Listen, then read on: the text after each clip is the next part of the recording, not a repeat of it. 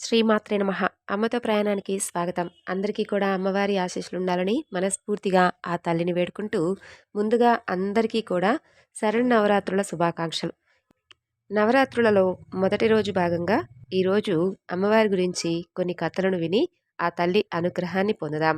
ఈ శరన్నవరాత్రుల్లో అమ్మవారి గురించి ఏ కథ విన్నా, అమ్మ మహిమల గురించి మనం చెప్పుకున్నా కూడా ఆ తల్లి అనుగ్రహం మనపై నిండుగా ఉంటుంది. అమ్మవారిని ఈ 9 రాత్రులు అత్యంత భక్తి శ్రద్ధలతో పూజిస్తాం. శరన్నవరాత్రుల్లో అమ్మవారిని ఒక్కొక్క రోజు ఒక్కొక్క రూపంలో అలంకరించి పూజించుకుంటాం. తొలి 3 రోజులు పార్వతీదేవిగాను, తర్వాత 3 రోజులు లక్ష్మీదేవిగాను, చివరి 3 రోజులు సరస్వతీదేవిగా ఆరాధిస్తాం. మన ప్రధాన పండుగలలో విజయదశమి ఒకటి. దేశవ్యాప్తంగా ఈ పండుగను ఎంతో ఘనంగా జరుపుకుంటాం. ఈ నవరాత్రులలో ఆ తల్లిని భక్తి శ్రద్ధలతో పూజిస్తే జన్మల పాపాలు తొలగిపోతాయి. శరన్నవరాత్రుల్లో నవదుర్గల యొక్క అలంకారంలో పరాశక్తి మనకు దర్శనమిస్తుంది. ఇక ఈ రోజున తొలి రోజు అమ్మవారు శైలపుత్రి. నవరాత్రులలో మొదటి రోజు అమ్మవారు త్రిశూలధారిణి అయినటువంటి హిమవంతుడి కుమార్తెగా శైలపుత్రిగా నందివాహనంపై భక్తులకు దర్శనమిస్తుంది. శైలపుత్రి దేవికి పాడ్యమి రోజు విశేషంగా సమర్పించేటటువంటి నైవేద్యం పులగం. మరి ఈ రోజున ఆ తల్లిని భక్తి శ్రద్ధలతో పూజించి పులగం నివేదించిన వారికి ఆ తల్లి సకల శక్తి సామర్థ్యాలను, యశస్సును అందిస్తుంది. అమ్మవారు ఎంతటి గొప్ప కరుణామయురాలంటే ఆ తల్లిని మనస్ఫూర్తిగా నమ్మిన వారికి ఎవ్వరికీ కూడా ఎలాంటి అన్యాయం జరగకుండా చూసుకునేటటువంటి బాధ్యత ఆ తల్లి స్వీకరిస్తుంది. మరి ఆ విధమైనటువంటి ఆ తల్లి భక్తులు పెట్టుకున్నటువంటి నమ్మకాన్ని వమ్ము చేయకుండా ఏ విధంగా ఒక భక్తురాలి యొక్క బాధను తీర్చిందో ఈ కథ గురించి తెలుసుకుందాం. పూర్వం కావేరీ నదీ తీరంలో కృష్ణ శర్మ అనే ఒక సద్బ్రాహ్మణుడు ఉండేవాడు. అతను అనేక శాస్త్రాలలో చక్కని ప్రావీణ్యం సంపాదించి ఆ ఊరిలో ఉన్నటువంటి వేద పాఠశాలలో ఉపాధ్యాయుడిగా పనిచేసేవాడు. అతని భార్య పేరు అన్నపూర్ణమ్మ. ఆమె చాలా చక్కని గుణవంతురాలు. కృష్ణ శర్మకు 2 కుమారులు. ఆ ఇద్దరూ కూడా ఆ వేద పాఠశాలల్లోనే చదువుకుంటూ ఉండేవారు. ఇక కృష్ణశర్మ భార్య అన్నపూర్ణమ్మ పేరుకు తగిన విధంగా ఇంటికి వచ్చిన వారందరినీ కూడా ఆదరిస్తూ ఉండేది. వారు ఏ సమయంలో వచ్చినా సరే, ఎలాంటి అతిథైనా సరే వారికి భోజనం పెట్టకుండా పంపించేది కాదు. అలా భార్యాభర్తలిద్దరికీ కూడా దయాగుణం ఉండడం వలన ఆ ఇంటికి వచ్చిన వారికి అతిథి మర్యాదలకు లోటుండేది కాదు. ఏదైనా కానీ సలహాల నిమిత్తం కృష్ణశర్మ వద్దకు ఎవరైనా కానీ వస్తే వారికి కూడా అన్నపూర్ణమ్మ భోజనం పెట్టి మరీ పంపించేది. అంతటి గొప్ప గుణవంతురాలావిడ. అలా రోజులు గడుస్తూ ఉండగా ఒకనాడు అన్నపూర్ణమ్మకు కుడికాలు చాలా నొప్పి చేస్తుంది. పాపం అడుగు తీసి అడుగు వేయడం కూడా కష్టంగా ఉంటుంది. ఊరిలో ఉన్నటువంటి వైద్యుడికి చూపిస్తే ఏవో కొన్ని మందులిస్తారు. 2 మాసాలు వాడుతుంది. అయినా కూడా ఏమాత్రం ప్రయోజనం లేకపోతుంది. అన్నపూర్ణమ్మకు రోజు చీకటితోనే నిద్రలేచి బావిలో కాసిన నీళ్లు తోడుకొని చన్నీటి స్నానం చేసే అలవాటుంది. మడితోనే వంట వండి ప్రతిరోజు కూడా దుర్గామాతకు పూజ చేసి మరీ తల్లికి నైవేద్యం పెట్టేది. ప్రతిరోజు క్రమం తప్పకుండా అమ్మవారికి నివేదన చేసేది. ఈ కాలు నొప్పి రావడంతో ఉదయాన్నే చీకటితో లేచి పెరట్లో బావి దగ్గరకు వెళ్ళడం పాపం ఆమెకు కష్టంగా ఉంటుంది. ఏదో అలాగే నెట్టుకొస్తుంది. అలా ఉండగా ఒకనాడు తెల్లవారుజామున అన్నపూర్ణమ్మ చీకట్లో కాలు ఏదో రాయి మీద పడి తూలి కింద పడిపోతుంది. అక్కడితో కాలు నొప్పి ఇంకాస్త ఎక్కువ అవుతుంది. వైద్యుడు వచ్చి చూసి 2 నెలల పాటు మంచం మీదనే ఉండాలి అని చెప్పి చెబుతాడు. ఇక పాపం అన్నపూర్ణమ్మకు ఏమాత్రం పాలుపోదు. ఇలా మంచం మీద పడితే ఇంట్లో పనులన్నీ చేసేదెవరు? భర్తకు, కుమారులకు వారి వారి పనులతోనే సరిపోతుందాయే. జగన్మాతకు అసలు ఉదయాన్నే నైవేద్యం ఎవరు పెడతారు? ఇలా ఎన్నో ఆలోచనలతో బాధపడుతూ ఉంటుంది అన్నపూర్ణమ్మ. భర్త ఆమెను ఊరడించి తాను మడికట్టుకొని నైవేద్యం పెడతానులే అని చెప్పి అన్నపూర్ణమ్మకు మాటిస్తాడు. ఇక కృష్ణశర్మ ఏదో భార్య బాధ చూడలేక అలా అంటాడే కానీ వంట చేయడం పాపం తన వల్ల అస్సలు కాలేదు.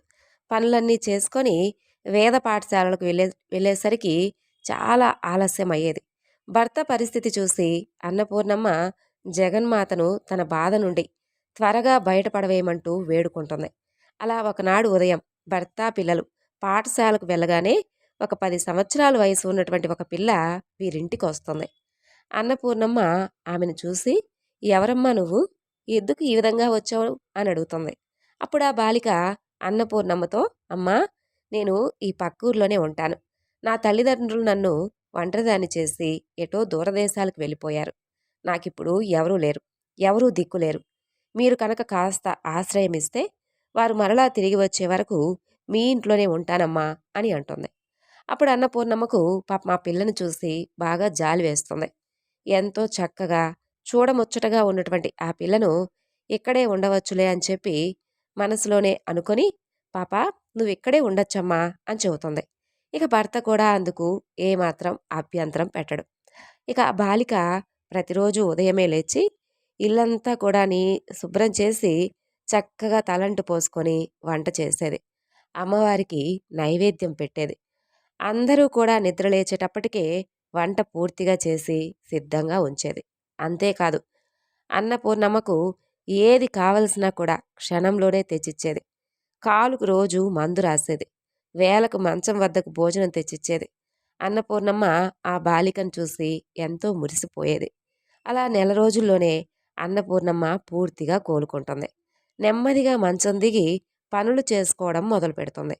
ఆ బాలిక వచ్చినటువంటి వేళా విశేషం వల్లే ఇదంతా జరిగిందని చెప్పి భావిస్తుంది.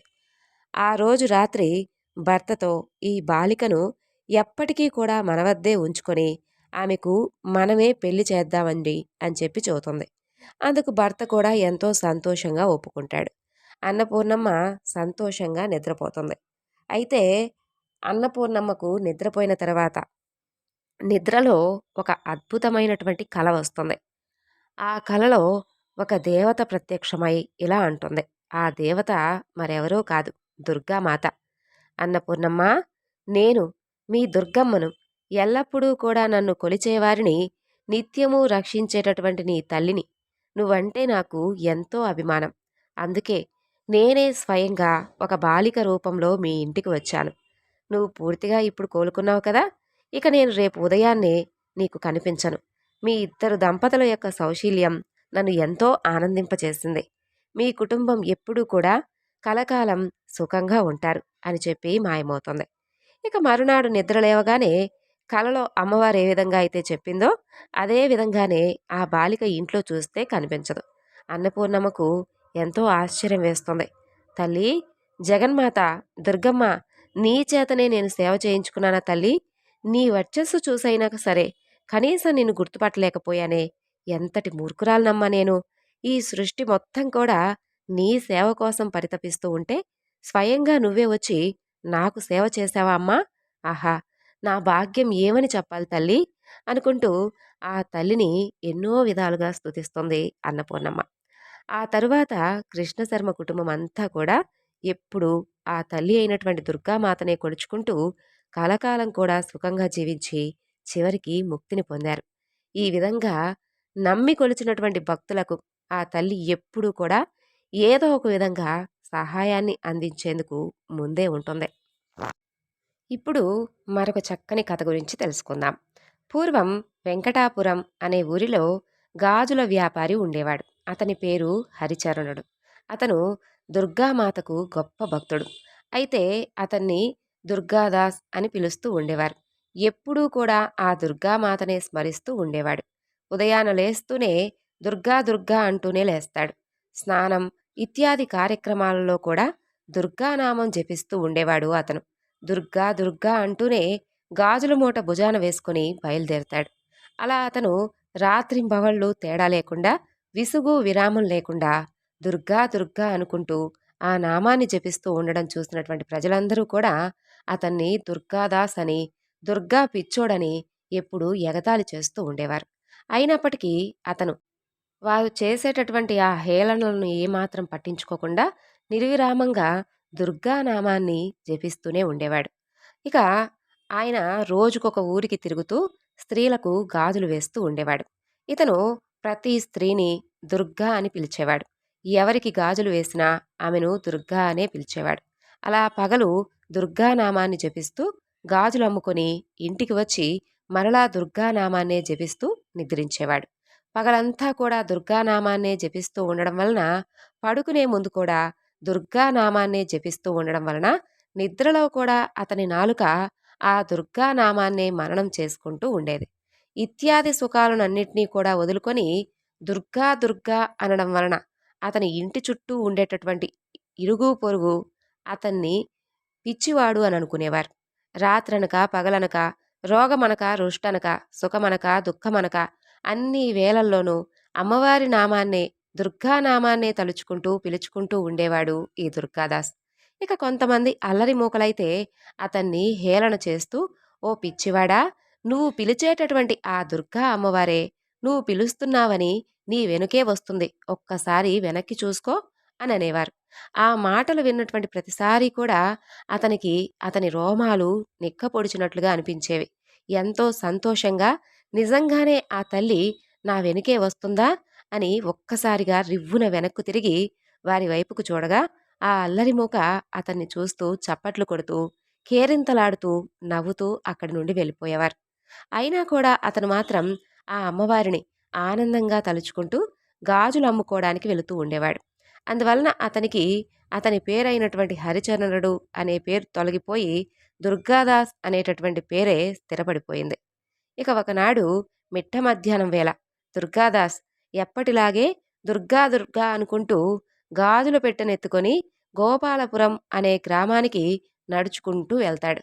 అలా వెళుతూ ఉన్నప్పుడు మార్గమధ్యంలో చెరువు పక్కన ఒక స్త్రీ బిందె పట్టుకొని కనిపిస్తుంది. ఆమె దివ్యమంగళ స్వరూపాన్ని చూసి ఆయన స్తంభించిపోతాడు. అలా చూస్తూనే ఉంటాడు. ఆ అమ్మాయి, "ఓ గాజులబ్బీ" అని పిలిచి, "ఇదిగో నిన్నే, నాకు గాజులు వేస్తావా?" అని అడుగుతుంది. ఆమె మాటలు, ఆమె గొంతు ఆయనకు ఎంతో తీయని స్వరంగా అనిపిస్తుంది.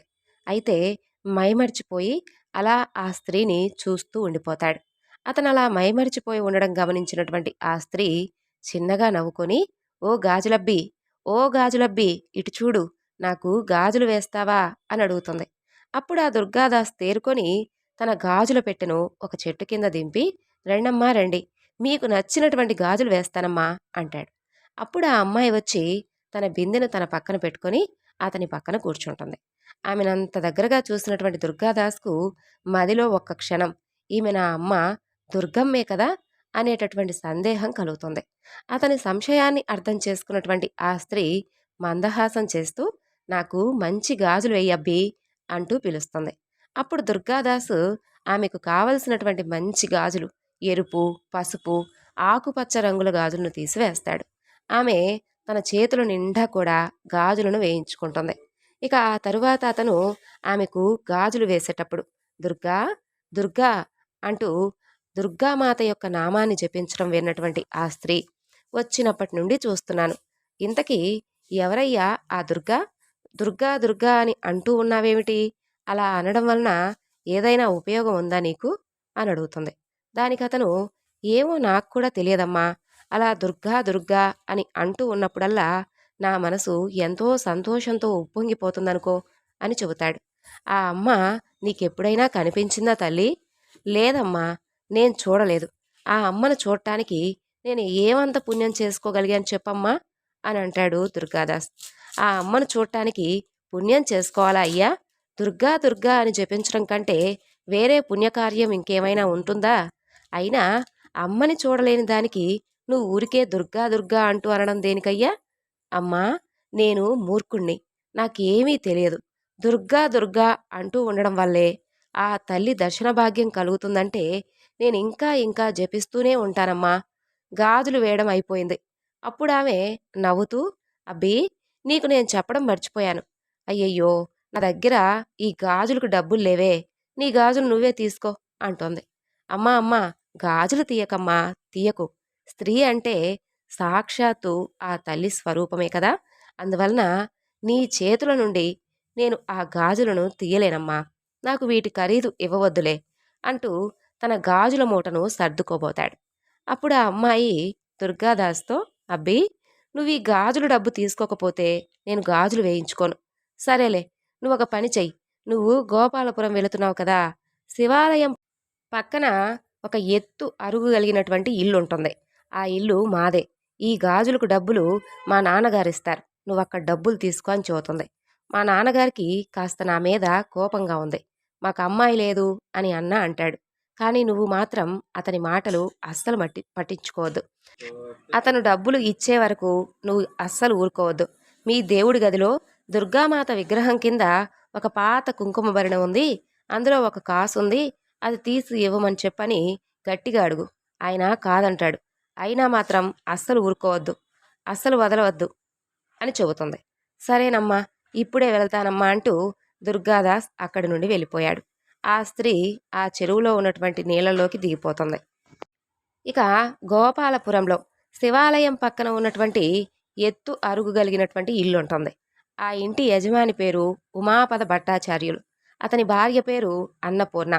అలాగే వారి కొడుకు పేరు శివరామ. ఉమాపద భట్టాచార్యులు గారి కుటుంబం సిరి సంపదలతో తులతూగుతూ ఉండేవారు. అయితే భట్టాచార్యులు గారు దుర్గాదేవి భక్తులు. వారి యొక్క స్వగృహంలో ఆయన ఒక దుర్గామాత ప్రతిమను ఏర్పాటు చేసుకుంటాడు. ఆయన ఆత్మచింతనలో, బాహ్య చింతనలో ఆ తల్లినే ఎప్పుడూ కూడా నిరంతరం తలుచుకుంటూ ఎక్కువ సమయం గడుపుతూ ఉండేవాడు. ఇక అన్నపూర్ణమ్మ గారు కూడా సహధర్మచారిణిగా గొప్ప పేరు తెచ్చుకుంటుంది. కుమారుడు కూడా దుర్గా దుర్గా అనుకుంటూ ఎప్పుడూ ఆ తల్లి నామస్మరణ చేస్తూ నాట్యమాడుతూ ఉండేవాడు. తన కుమారుణ్ణి చూసి భట్టాచార్యులు గారు, అన్నపూర్ణమ్మ తల్లి గారు ఇద్దరూ కూడా ఆనంద బాష్పాలను తుడుచుకుంటూ ఎంతో సంతోషిస్తూ ఉండేవారు. అలా క్రమక్రమంగా వారి భోగాలు సంపదలు కరిగిపోతాయి. సిరి సంపదలతో తోలతూగేటటువంటి వారు విధి వక్రించి కాలప్రవాహంలో పడి ఆర్థికంగా దిగజారిపోతారు. అలా భట్టాచార్యులు గారికి అప్పిస్తే మరలా తిరిగి రాదు అని తెలిసి కూడా ప్రజలు ఆయనకు అప్పులు ఇస్తూ ఉండేవారు. కానీ ఆయన మాత్రం సంపూర్ణమైనటువంటి విశ్వాసంతో ఆ తల్లి వైపే మనసును లగ్నం చేసుకొని ఆ తల్లినే స్మరిస్తూ ఉండేవాడు. నిత్యం బ్రాహ్మీ ముహూర్తానికి ముందుగా లేచి దుర్గా దుర్గా అనుకుంటూ స్నానాది కార్యక్రమాలు పూర్తి చేసి ఆ తల్లి పూజ చేసుకొని కొన్ని స్తోత్రాలు పఠించి అమ్మవారికి నైవేద్యం పెట్టి అతిథులు ఎవరైనా వస్తారేమో అని చూస్తూ ఉండేవాడు. అతిథి సేవ తర్వాత పురాణాలు పఠిస్తూ గడిపేవాడు. సంధ్యా సమయాన ఆ తల్లికి పూజ చేసి హారతి ఇచ్చి ఆ దీపకాంతిలో కొంతసేపు జపం చేసుకుంటూ ఆ తల్లి లీలల్ని మననం చేసుకుంటూ ఉండేవాడు. ఆ తర్వాత అతిథి సేవానంతరం ప్రసాదాన్ని స్వీకరించేవాడు. నిద్రించే వేళలో కూడా దుర్గా దుర్గా అనుకుంటూ తన హృదయంలో ఆ జననినే జపిస్తూ ఉండేవాడు. అన్నపూర్ణమ్మ గారు కూడా దుర్గా దుర్గా అని అనుకుంటూ తన యొక్క గృహ కార్యక్రమాలన్నీ కూడా చేసుకుంటూ ఉండేది. దేవా, పతి, అతిథి సేవలలో ఆమె సదా లగ్నమై ఉండేది. ఇక భట్టాచార్యులు గారు ఎప్పుడూ కూడా డబ్బు సంపాదించాలని ఎప్పుడూ ప్రయత్నం చేయలేదు. దాంతో వారి దరిద్రం ఇంకా పెరిగిపోతూ ఉండేది. ఆ దరిద్రం కారణంగా అప్పులు ఇంకాస్త పెరిగిపోతూ ఉండేవి. అప్పులు పెరగడం చూసినటువంటి భట్టాచార్యులు గారు ఇంకా నేను ఎప్పుడు ఎక్కడ ఎవరి దగ్గర అప్పు అయితే చేయను. అమ్మ అన్నం పెడితే తింటాం, లేదా పస్తులుంటాం. అప్పులు చేసి మా వలన మరొకరు బాధపడటం మేం చూడలేం. అమ్మ ఏం చేస్తుందో చూస్తాను. మా ప్రాణాలు పోయినా సరే నేను ఆ తల్లిని తప్ప మరొకరిని యాచించను అని నిశ్చయించుకుంటాడు. సంధ్యా పూజాధికాలు పూర్తి చేసుకొని అన్నపూర్ణమ్మను అమ్మవారికి నైవేద్యం తీసుకురమ్మని చెబుతాడు. కానీ ఆ రోజు నైవేద్యం పెట్టడానికి ఇంట్లో ఏమీ లేదు. ఇక ఆయన ధ్యానం చేసుకుంటూ కూర్చుంటాడు. ఆయన కుమారుడైనటువంటి శివరామ ఆకలితో గిలగిలా కొట్టుకుంటూ ఏడుస్తూ ఉంటాడు. అన్నపూర్ణమ్మ కొడుకు బాధ చూడలేక ఆ తల్లి నామాన్నే జపిస్తూ ఉంటుంది. ఆ తల్లి మీద నమ్మకంతో ఉంటుంది. అప్పుడే ఎవరో ఒక వ్యక్తి ఇంటి బయట నుండి శివరామను పిలుస్తాడు. శివరామ కళ్ళు తుడుచుకుంటూ బయటకు వెళతాడు. తర్వాత ఇంటి లోపలికి వచ్చి మామిడి పళ్ళ బుట్ట ఇస్తూ, అమ్మా, ఎవరో ఒక ఆయన వచ్చి ఈ బుట్ట ఇచ్చి వెళ్ళిపోయాడమ్మా అని చెబుతాడు. ఎవరా వ్యక్తి అని బయటికెళ్ళి చూస్తే ఎవ్వరూ కూడా కనిపించరు. ఆ విషయం తెలుసుకోవడానికి ఎంతో సమయం పట్టలేదు అన్నపూర్ణమ్మకు. నీళ్లు నిండినటువంటి కళ్ళతో అమ్మవారికి నైవేద్యం పెట్టి నమస్కరించుకొని శివరామకు కొన్ని పండ్లు తినడానికి ఇస్తుంది. ఆ తర్వాత కొంతసేపటికి పటాచారులు గారి ధ్యానం భగ్నమవుతుంది. కళ్ళు తెరిచి చూడగా అమ్మవారి ముందు నైవేద్యం పెట్టుంటుంది. అది చూసి ఆశ్చర్యకితుడై అన్నపూర్ణమ్మను పిలిచి, అన్నపూర్ణమ్మ, ఇదంతా ఎక్కడి నుండి వచ్చింది అని అడుగుతాడు. ఆమె ఎవరో శివరామకు ఇచ్చి వెళ్ళారటండి అని చెబుతుంది. ఇక మహదానందంతో అమ్మవారికి నైవేద్యం సమర్పిస్తాడు. ఇక అన్నపూర్ణ ఆ తల్లి కేవలం శివరామకు మాత్రమే ఆహారం పంపించింది. మనం ఉపవాసం చేద్దాం అని చెబుతుంది. ఇక ఆనాడు ఆ విధంగా గడిచిపోతుంది. తర్వాత రోజు మధ్యాహ్నం వేళ శివరామకు ఎవరో చెంబుడు పాలిచ్చి వెళ్తారు. ఆ పాలే అమ్మవారికి నైవేద్యం సమర్పించబడగా వాటితో శివరామ యొక్క ఆకలి తీరుతుంది. ఆ రోజు కూడా ఉమాపద భట్టాచార్యులు గారి దంపతులు ఉపవాసం ఉండవలసినటువంటి పరిస్థితి ఏర్పడుతుంది. ఇక మూడవ రోజు పూట పూజ అయిపోతుంది. నైవేద్యానికి ఇంట్లో ఏమీ ఉండవు. మధ్యాహ్నం అవుతుంది. శివరామ ఆకలితో ఏడుస్తూ ఉంటాడు. ఎంతగా లాలించినా అస్సలు ఊరుకోవడం లేదు. ఇక కొడుకు బాధ చూసినటువంటి ఉమాపాద భట్టాచార్యులు గారు అమ్మవారి విగ్రహానికేసి చూస్తూ, అమ్మా, అసలు నువ్వున్నావా తల్లి? పసివాడు ఆకలితో అలమటిస్తూ ఉన్నాడు. వాడు ఏడుపు కూడా నీకు వినిపించడం లేదా తల్లి అని ప్రశ్నిస్తాడు. అప్పుడే అమ్మవారి ముఖం నవ్వుతూ ఉన్నట్లుగా అనిపిస్తుంది. అదే సమయంలో బయట నుండి ఎవరో ఉమాపద భట్టాచార్యులు గారున్నారా, ఉమాపద భట్టాచార్యులు గారున్నారా అంటూ పిలుస్తున్నట్లుగా వినిపిస్తుంది. ఇక ఆయన బయటికెళ్ళి చూస్తాడు. అక్కడ ముగ్గురు సన్యాసులుంటారు. ఆయన వెంటనే వారిని ఇంట్లోకి తీసుకొని వచ్చి వారి పాదాలు కడిగి కూర్చోబెట్టి విసనకర్రతో విసురుతూ ఉంటాడు. అంతలో వచ్చిన వారిలో ఒకరు, ఆర్య, నిన్నటి నుండి మాకు ఆహారం లేదు, చాలా ఆకలితో ఉన్నాం. మాకు కనుక భిక్ష ఇవ్వగలిగితే నీకంతా శుభమే జరుగుతుందని చెబుతారు. దాంతో భట్టాచార్యులు గారి నెత్తిన పిడుగు పడినట్లుగా అవుతుంది. అమ్మా, ఇప్పుడు నేనేం చేయాలి తల్లి? ఏమిటి నాకు ఈ పరీక్ష?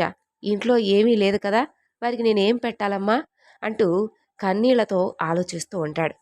తలుపు చాటు నిలబడి ఉన్నటువంటి అన్నపూర్ణమ్మ కూడా దుర్గా, అమ్మా తల్లి అనుకుంటూ ఏడుస్తూ ఉంటుంది. వెంటనే వచ్చిన వారి దగ్గర నుండి ఆ అమ్మ దగ్గరకు వెళ్ళి కన్నీళ్లతో అమ్మకేసి చూస్తూ, అమ్మా, వచ్చిన వారికి నేను అతిథి సేవ చేసుకోలేనా? వారిని నిరాశగా పంపించవలసిందేనా? మాతా దుర్గా, రక్షించు తల్లి, రక్షించు. నీవే ఈ ఆపద నుండి మమ్మల్ని రక్షించు దుర్గా, అమ్మా అంటూ వేడుకుంటాడు. బయట కూర్చున్నటువంటి సన్యాసులు, మహాశయ, మమ్మల్ని ఉండమంటారా, లేదంటే వెళ్ళిపోమ్మంటారా అని ప్రశ్నిస్తారు. ఇక భట్టాచార్యుల వారు పిచ్చివాడైపోతుంటాడు. ఏం చేయాలో అర్థం కాదు. అతిథులు వెళ్ళిపోతామంటున్నారు. ఏం చేయాలి? ఎవరిని యాచించాలి? అసలు ఎవరిని అడగాలి అనుకుంటూ ఆ తల్లి మీద భారం వేసి బాధపడుతూ కూర్చుంటాడు.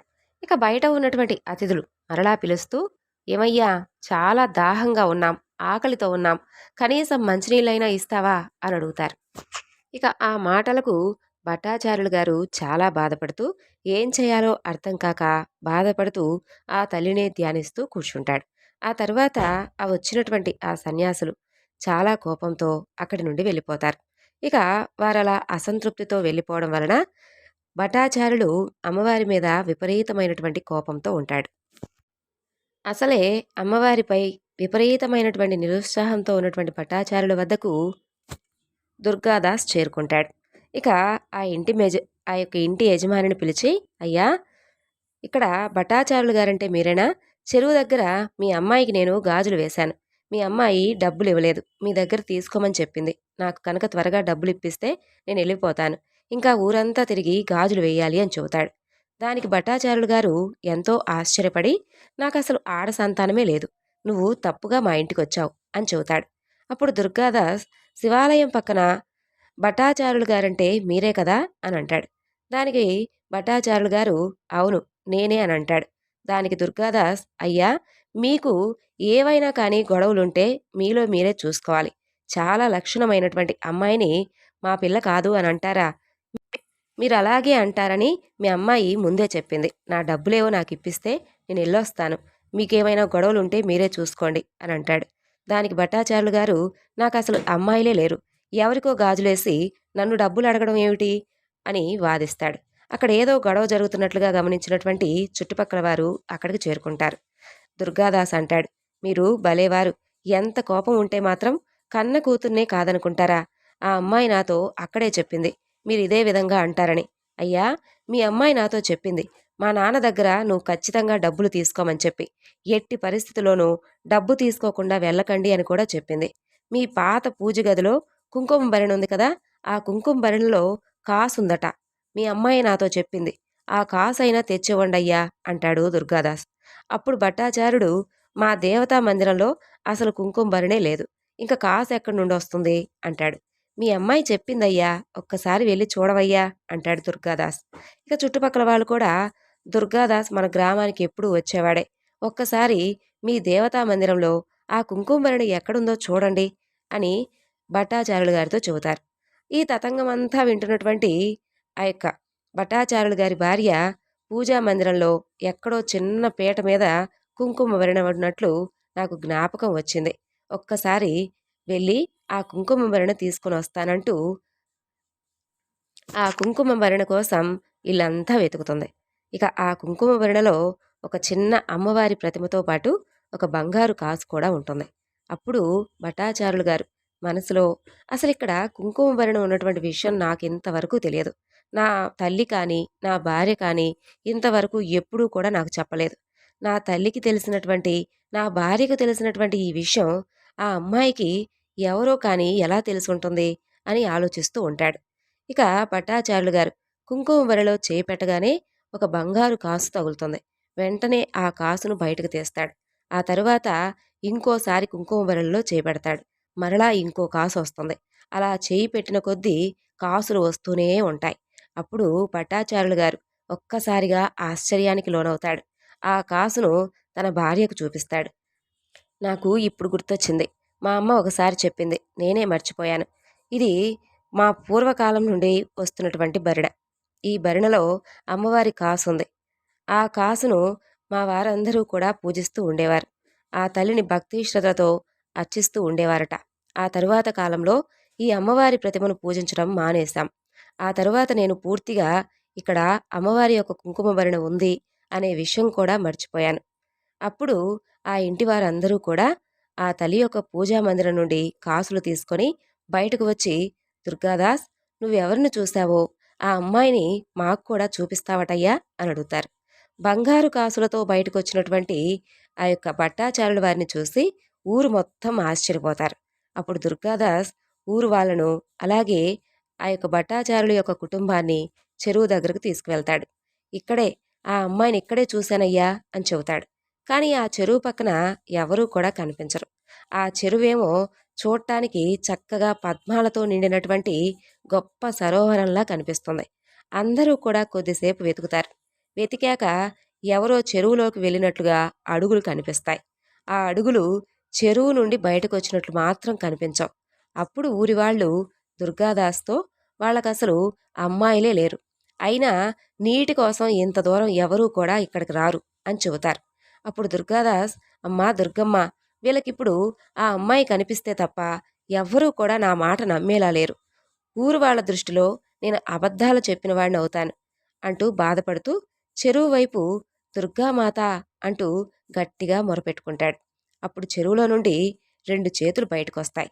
2 చేతులకు ఎరుపు, పసుపు, ఆకుపచ్చ రంగులు కలిగినటువంటి గాజులు కనిపిస్తాయి.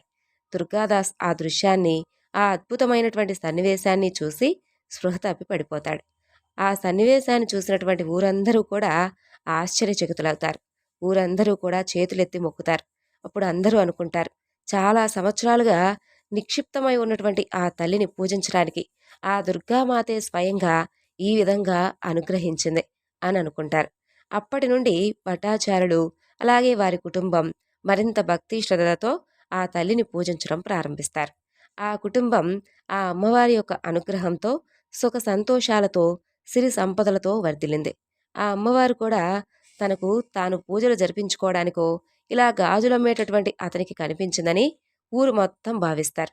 ఆ గాజులమ్మే వ్యాపారికే అమ్మవారు ఎందుకు కనిపించారు అంటే, ఆయన ఎప్పుడూ పెద్ద పెద్ద పూజలు కానీ, హోమాలు కానీ ఎప్పుడూ ఏవీ చేయలేదు.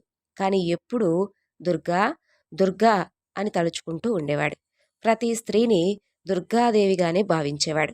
ప్రతి స్త్రీని దుర్గా అనే పిలిచేవాడు. దీన్ని బట్టి అర్థమయ్యేదేమిటంటే, నిజమైనటువంటి భక్తి కలిగిన వారికే ఆ తల్లి సాక్షాత్కరిస్తుంది. ఇక అప్పటి నుండి దుర్గాదాసును హేళన చేసిన వారందరూ కూడా దుర్గాదాసును గౌరవిస్తూ ఎప్పుడూ ఆయన్ను చక్కగా పలకరిస్తూ ఉండేవారు.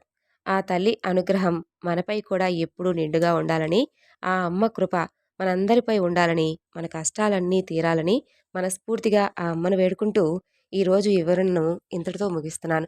మరొక చక్కని వివరణతో మరలా కలుసుకుందాం. అంతవరకు నమస్కారం. సర్వం శ్రీ లలితార్పణమస్తు. స్వస్తి.